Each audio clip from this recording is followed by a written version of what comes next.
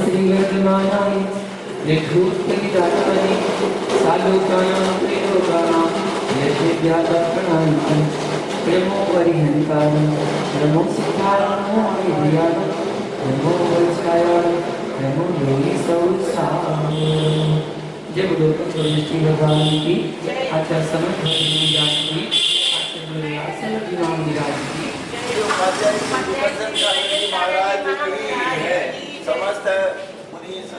महानुभाव रत्न के दंडक श्रावकाचार ग्रंथ आचार्य समंत भद्र मुनिराज के द्वारा रचित 150 श्लोकों का यह ग्रंथ है, जिसमें श्रावक के आचरण का वर्णन दिया गया है। यहाँ पर हम मंगलाचरण की व्याख्या को जान रहे हैं, जिसमें एक एक शब्द के बारे में यहाँ पर विस्तार से समझाया गया है। आप देखिए, दर्पण 3 प्रकार के होते हैं, सूक्ष्मदर्शी, प्रतिहतदर्शी और दूरदर्शी।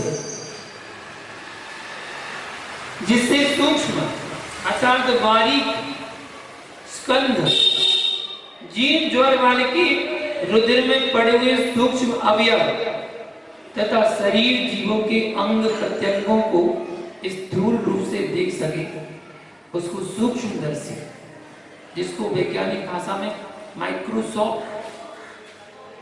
खुर्दबीन कहते हैं, खुर्दबीन। जिससे शरीर के मध्यवर्ती चर्म, रुधिर, मांस आदि से ढके हुए अस्थि, हाड़, नसाजाल आदि का प्रतिबिंब लेकर उससे उनकी विकृति, स्वस्थता मतलब स्थिरता आदि को देख सके, वह प्रतिहतदर्शी है, जिसको वैज्ञानिक भाषा में एक्सरे दर्पण कहते हैं। जिससे दूरवर्ती देशों में स्थित पर्वत, वृक्ष, जहाज, मनुष्य, पशु पक्षी आदि को देख सके, प्रतिबिंब ले सके, वह दूरदर्शी दर्पण है, जिसको टेलीस्कोप कहते हैं। पदार्थ 3 प्रकार के हैं, सूक्ष्म, परमाणु, कारणादि, विप्रकृष्ट, काल विप्रकृष्ट, क्षेत्र विप्रकृष्ट, राम रावण आदि काल विप्रकृष्ट हैं। और मेरु, नंदीसर आदि क्षेत्र ये विप्रकृष्ट है। दूरवर्ती स्वर्ग आदि है। केवली भगवान सर्व पदार्थों को जानते हैं, जिसको देवागम स्त्रोत में लिखा है, सूक्ष्मांतरित दूरार्थ इत्यादि शब्द से अरिहंत के सर्वगत्व की सिद्धि की है। आत्मा का लक्षण है चेतना, और उसके 3 भेद हैं, कर्म फल चेतना, कर्म चेतना और ज्ञान चेतना। यह विद्या दर्पणायति, इस शब्द से ज्ञान चेतना का सर्वोत्कृष्ट अंतिम स्वरूप का निर्देशन किया है। उसको दर्पण का दृष्टांत देकर समझाया गया है कि जैसे दर्पण के सामने आए हुए सभी पदार्थ उसमें स्वयं प्रतिभासित होते हैं, उसी प्रकार इस ज्ञान चेतना में भी सभी लोक, अलोक तथा लोकाकाश के भीतर स्थित 6 द्रव्य, 7 तत्व, 9 पदार्थ, 5 अस्थिकार, त्रिकालवर्ती द्रव्यों की सर्व पर्याय एक साथ प्रतिभासित होती है। अर्थात भगवान की ज्ञान चेतना पूर्ण रूप से निर्विकार हो गई है।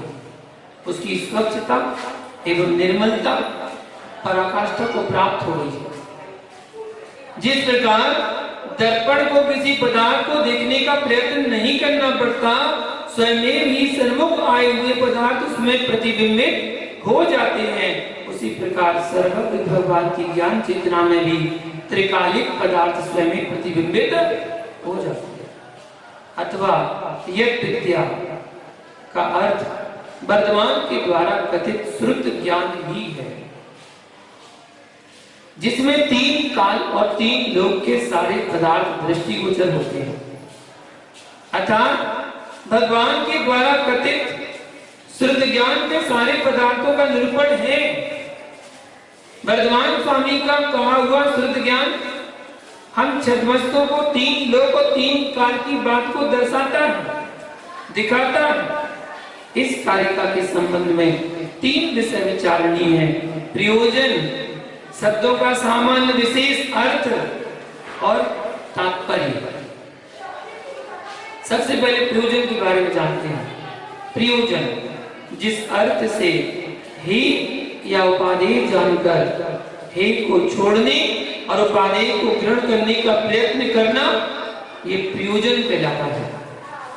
इस ग्रंथ को पढ़ने का प्रयोजन है अनादिकालीन विभाव परिणति, मिथ्या दर्शन, मिथ्या ज्ञान और मिथ्या चारित्र को ही जानकर छोड़ने का और सम्यक दर्शन, सम्यक ज्ञान, सम्यक चारित्र रूप स्वभाव की प्राप्ति करने का। इस प्रयोजन की प्राप्ति के लिए सर्वप्रथम मानव में आस्तिकता का होना परम आवश्यक है। सर्वज्ञ वीतराग प्रणीत जीवादि तत्वों में रुचि का होना आस्तिक भाव है। जब तक इस जीवात्मा के अंतरंग में आस्तिक भाव जागृत नहीं होता है, तब तक रत्नत्र की प्राप्ति रूप प्रयोजन की सिद्धि नहीं हो सकती। आस्तिकता के समान प्रयोजन सिद्धि के लिए कृतज्ञता भी होनी चाहिए। कृतज्ञता का अर्थ है किए गए उपकार को नहीं भूलना। जिस मानव के हृदय में आचार्यों के प्रति वीतराग, प्रभु के प्रति कृतज्ञता है, उनको परमोपकारी मानता है, वह मानव कृतोपकारी के प्रति सम्मान प्रकट करना, उनका निहन्नव ना करके गौरव के साथ उसके नाम आदि का उल्लेख करना आदि के द्वारा कृतज्ञता प्रकट करता है। अपनी उपकारी का स्मरण करना परम कर्तव्य समझता है और श्रद्धा पूर्वक उनका नामोल्लेख किया करता है। कहा भी है, अभिमत फल की सिद्धि का उपाय सुज्ञान है। सम्यक ज्ञान की प्राप्ति शास्त्र से होती है और शास्त्र की उत्पत्ति आप्त से होती है। उस आप्त के ध्यान, गुण, स्मरण आदि से मानव पूज्य बनता है। बुद्धिमानों के द्वारा आप्त पूज्य होता है, क्योंकि सज्जन लोग किए हुए उपकार को नहीं भूलते हैं। आस्तिकता और कृतज्ञता के समान आमनाय भी प्रयोजन भूत है। आमनाय का अर्थ है आचार्य परंपरा, प्राचीन आचार्यों के द्वारा चली आई प्रवृत्ति, उसको कहते हैं आचार्य परंपरा। उससे अर्थ को ग्रहण करना, अपनी बुद्धि व कल्पना से ग्रंथों का अर्थ नहीं करके आचार्य परंपरा से आगम का अर्थ करना चाहिए। सर्वप्रथम नमः श्री वर्धमानाय, यह श्लोक ग्रंथकर्ता की आस्तिकता को प्रकट कर रहा है, क्योंकि नमस्कार करने योग्य महापुरुष के तीन गुण प्रकट किए, सर्वज्ञता, वीतरागता और हितोपदेशता। जो मानव जीवादि तत्वों का श्रद्धा नहीं करता, जिसको देवता गुरु का विश्वास नहीं है, जिसको अनंत दर्शन, अनंत ज्ञान, अनंत सुख, अनंत वीर्य, अनंत गुणों की धनी आत्मा का विश्वास नहीं है, वह नास्तिक बुद्धि का धारक मानव महापुरुषों को नमस्कार करके अपनी श्रद्धा अभिव्यक्त नहीं कर सकता। अतः इस पद के द्वारा यह स्पष्ट हो जाता है कि ग्रंथकर्ता को यह बात सर्वथा मान्य कि सर्वज्ञता, वीतरागता और हितोपदेशकता रूप गुणों का धारक कोई व्यक्ति अवश्य है। वही छद्मस्त जीवों के लिए आदर्श एवं नमस्कार करने योग्य है। यहाँ पर जिज्ञासा की, सर्वज्ञता किसको कहते हैं? तीन लोक और तीन काल के सर्वद्रव और उसकी भूत भविष्य वर्तमान कालिक अनंत पर्याय एवं सर्व गुणों को एक साथ जानने को सर्वज्ञता कहते हैं, और सर्व जानने वाले महापुरुष को सर्वज्ञ कहते हैं। वीतरागता किसको कहते हैं? राग देश के अभाव को वीतरागता कहते हैं। हितोपदेशकता का क्या अर्थ है?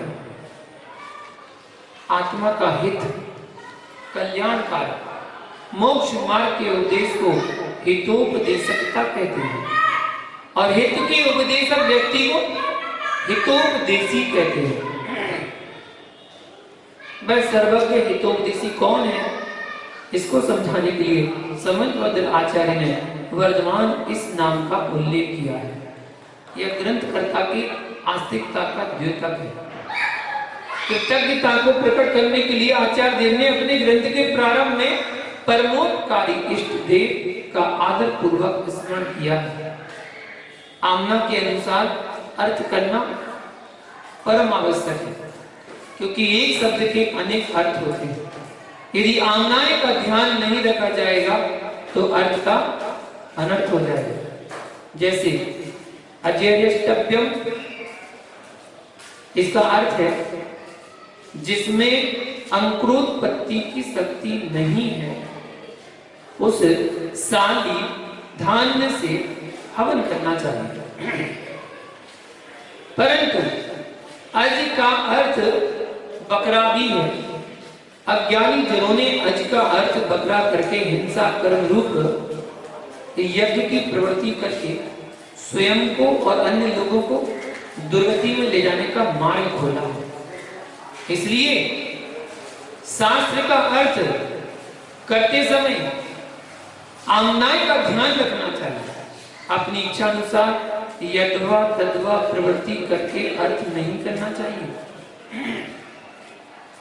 जैसे नाचार्य पंचाशती काव्य में तथा ब्रह्मदेव ने द्रव्य संग्रह में लिखा है कि शास्त्र का अर्थ करते समय शब्दार्थ, न्यायार्थ, मतार्थ, आगमार्थ और भावार्थ, इन 5 बातों का ध्यान अवश्य रखना चाहिए। सर्वप्रथम शब्दार्थ करना चाहिए। जैसे श्री के साथ जिनका ज्ञान वृद्धि परिपूर्णता को प्राप्त है वह वर्धमान है, जिनका ज्ञान परिपूर्णता को प्राप्त है वह वीतरागी है। जो सर्वज्ञ और वीतराग है वही हित का उपदेश दे सकता है। अतः वर्धमान शब्द की व्युत्पत्ति से ही आप के तीनों गुणों का ग्रहण हो जाता है। फिर भी यह नाम मात्र वर्धमान को नमस्कार नहीं किया, ऐसा बताने के लिए निर्धूत खलील आत्मा ने आदि विशेषण दिए गए। यह शब्दार्थ है। इस श्लोक में अशुद्ध निश्चय से परिपूर्ण ज्ञान को प्राप्त वीतरागी सर्वज्ञ रूप गुणों का स्मरण करके भाव नमस्कार किया गया है। असत भूत व्यवहार से श्री वर्धमानाय नमः, यह वचन रूप द्रव्य नमस्कार है। निश्चय में से अपने आत्मा में ही आराध्य और आराधक भाव है। आत्मा ही आराधना करने योग्य है और स्वयं आत्मा ही आराधना करने वाला है। यह न्यार्थ है। ये वीतराग सर्वज्ञ और हितोपदेशी वर्धमान ही नमस्कार करने योग्य हैं। अन्य रागी द्वेषी अल्पज्ञ नहीं, ऐसा जैन दर्शन का मतार्थ प्रकट किया है। इस श्लोक निर्धूत कलिलात्मनि तथा सालोकामाभि इत्यादि इस शब्द से आगमार्थ प्रकट किया है, क्योंकि जैनागम में वीतरागी हितोपदेशी और सर्वज्ञ की आराधना करने योग्य माना है। इसका भावार्थ है कि सर्वज्ञता और वीतरागता युक्त शुद्ध जीवास्तिका ही उपादेय है। अन्य राग द्वेष युक्त आत्मा उपादेय नहीं है। इन शब्दार्थ, नयार्थ, आगमार्थ, मतार्थ और भावार्थ में आगम परंपरा का ध्यान रखना चाहिए। आगम विरुद्ध शब्दों का अर्थ नहीं करना चाहिए। ज्ञान के 8 अंग में सर्वप्रथम अक्षर शुद्ध पढ़ना, दूसरा अर्थ शुद्ध पढ़ना, और दोनों शुद्ध पढ़ना कहाँ है? आराधना सार में जिन्होंने अर्थ अक्षर शुद्ध नहीं पढ़ा उसके फलस्वरूप कथा लिखी है कि इससे कितने अनर्थ होते हैं। इसलिए श्रावक को चाहिए कि वह शब्दों को, अर्थों को बड़े शुद्धि पूर्वक पढ़ना चाहिए। सर्वार्थ सिद्धि में ग्रंथकर्ता आचार्य उमा स्वामी का उल्लेख किया है कि युक्ति और आगम में कुशल। आगम अर्थ है आचार परंपरागत आपके के द्वारा कथित शास्त्र। अतः आचार परंपरागत अर्थ का ध्यान रखकर ही अर्थ करना चाहिए। अर्थ करते समय नए विवक्षा का भी ध्यान रखना चाहिए कि इस समय आचार्य किस नए की अपेक्षा कथन कर रहे हैं। नए विवक्षा के लिए ही तत्वार्थ सूत्र में कहा गया है अर्पिता नत्य सिद्धि। अनंत धर्मात्मा वस्तु को एक धर्म को गौण और मुख्य करने से होती है। किस समय किसको गौण और किसको मुख्य करके कथन करने का ज्ञान भी वक्ता को होना चाहिए। यह हमारे लिए प्रयोजनभूत है। समझना, किसी बात को अगर आप बोल रहे हैं तो किस अपेक्षा से बोल रहे हैं। हमारा जैनागम एकांतवादी नहीं है, एकांतवाद अनिकांतवादी है जैन धर्म। अगर आपसे प्रश्न किया जाए कि भैया बताइए कौवा कौन से रंग का है, तो आप तुरंत जवाब देंगे कौवा कौन से रंग का है। जवाब तो ये देंगे काला है। काला है। जिस कौवे को हम देख रहे हैं कौवा काला है, चाहे उत्तर प्रदेश में देखो, चाहे राजस्थान में देखो, चाहे हरियाणा में देखो, चाहे दिल्ली में देखो, कौवा तो काला है। ये एकांतवाची शब्द है, एकांतवाची जवाब है। हम इसको अनेकांतवादी में लेकर जाएं तो अनेकांतवादी कहेगा कि कौवा 5 रंग का है। तो अब कहेगा कौवा 5 रंग का तो हमने कभी नहीं देखा, तो कैसे है कौवा 5 रंग का। तो वो कहेगा भैया कौवे के पंख जो हैं वो काले हैं, इसलिए पंख की दृष्टि से कौवा काला है, लेकिन खून की दृष्टि से कौवा लाल भी है, हड्डी की दृष्टि से कौवा सफेद भी है, नसों की दृष्टि से कौवा नीला भी है, और पित्त की दृष्टि से कौवा पीला भी है। उसमें 5 रंग विद्यमान हैं। वैसे ही हमारे अंदर भी 5 रंग विद्यमान है। हमारा खून लाल है, हड्डी सफेद है, नसें नीली हैं, बाल काले हैं और पित्त हमारा पीला है। जो जैन धर्म के 5 रंग ध्वज में होते हैं वही 5 रंग सर्वज्ञता सभी जगह पाए जाते हैं। आपको एक छोटी सी बात ज्ञान की बताऊं। आयुर्वेदिक आचार्यों ने बहुत अच्छी बात बताई। उन्होंने कहा आपके पास 5 रंग हैं। यदि अपनों इस शरीर के 5 रंगों को स्वस्थ रखना चाहते हैं तो 5 वस्तुओं को मैचिंग करके सेवन करें, खाएं। खाने के लिए मना नहीं, खाएं। कैसी मैचिंग करें? जैसे कि आपकी हड्डी सफेद है तो दूध कैसे रंग का है? सफेद है। सफेद दूध पियोगे तो हड्डियां मजबूत होंगी। दूसरा, आपका खून लाल है तो अनार का जूस भी लाल होता है, तो अनार का जूस पियोगे तो खून की वृद्धि होगी, खून बढ़ेगा। आपके पित्त का रंग पीला है और पपीते का रंग पीला है। पपीता खाओगे पेट साफ रहेगा, पेट की बीमारी नहीं होगी। आपकी नसें नीली हैं और जामुन को जब खाओगे तो जामुन भी नीला होता है। जो जामुन खाने वाले की नसें साफ होती हैं उसे शुगर आदि की बीमारी नहीं होती है। और आपके बाल काले हैं और आपके अंगूर भी काले ही होते हैं, तो काले अंगूर खाने से बाल काले बने रहते हैं। ऐसा हमारे आयुर्वेदिक आचार्यों ने, विद्वानों ने वर्णित किया है कि 5 रंग की वस्तुएं, 5 शरीर के जो रंग हैं उनको मैचिंग करके खाओ तो आप भी स्वस्थ रह सकते हैं। अर्पिता नत्य सिद्धि। अनंत धर्मात्मक वस्तु को एक धर्म को गौण करके और मुक्त करने से होती है। किस समय किसको गौण और किसको मुक्त करके कथन करने का ज्ञान भी वक्ता को होना चाहिए। किसी भी काल के प्रारंभ में, मध्य और अंत में मंगलाचरण किया जाता है, क्योंकि प्रारंभ में मंगलाचरण करने से शिष्य शीघ्र ही विद्या का पारगामी होता है। मध्य में मंगल करने से निर्विघ्न विद्या की प्राप्ति होती है और अंत में मंगलाचरण करने से विद्या का फल विनय, निर्वेद, प्रसम आदि गुण उसे प्राप्त होते हैं। शास्त्र के प्रारंभ में ग्रंथकार 4 प्रकार के फल को प्राप्त करने के लिए 3 प्रकार के देवताओं को नमस्कार करके मंगलाचरण करते हैं। शिष्टाचार का परिपालन, नास्तिकता का परिहार, पुण्य की प्राप्ति और विघ्नों का विनाश, ये मंगलाचरण करने के 4 फल हैं। समर्थ आचार्य ने आमनाय का पालन करने के लिए मंगलाचरण किया है। आमना के समान ग्रंथकर्ता की मंगल कामना भी एक प्रयोजन है। इस मंगल कामना के लिए आचार्य देव ने सर्वप्रथम मंगलाचरण किया है। मंगल की अभिलाषा को मंगल कामना कहते हैं। मंगल शब्द के 2 अर्थ प्रसिद्ध हैं, पाप का नाश और पुण्य की प्राप्ति। पाप कर्म के उदय से प्रारब्ध शुभ कर्मों में, शुभ कार्यों में अनेक विघ्न आते हैं। विघ्नों का कारण अंतराय आदि पाप कर्मों का उदय है। वितराग प्रभु के गुणों का स्मरण करने से पाप कर्मों की अनुभाव शक्ति क्षीण हो जाती है और पुण्य कर्मों की अनुभाव शक्ति बढ़ जाती है।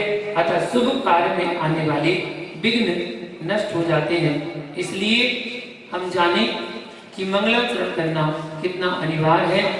ग्रंथ के प्रारंभ में इष्ट पुरुष के स्तुवन से नास्तिकता का परिहार, शिष्टाचार का पालन, पुण्य की प्राप्ति और निर्विघ्न शास्त्र की समाप्ति होती है तथा मंगलाचरण से अभिमत फल की प्राप्ति होती है। अतः मंगलाचरण करना प्रयोजनी भूत होने से समर्थ आचार्य ने मंगलाचरण किया। शेष विषय आगे कल जानेंगे। आज के लिए इतना ही। जय बोलो पारसनाथ भगवान की जय।